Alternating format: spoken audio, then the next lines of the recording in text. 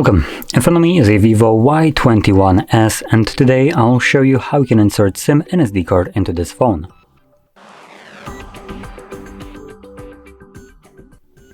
Now before we get started, you will need to grab a SIM eject tool, similar to this one, which comes provided with the device in the box, but if you can't find it, you could also use a paper clip, straighten out one of the ends and it should work just as well.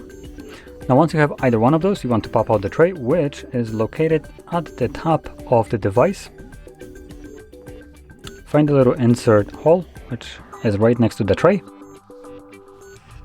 And then push the little pin in. And as you can see, the tray will come out. Enough for you to grab it and take it out.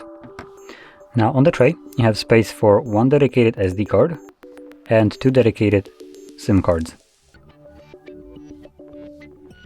I'll be occupying one of each,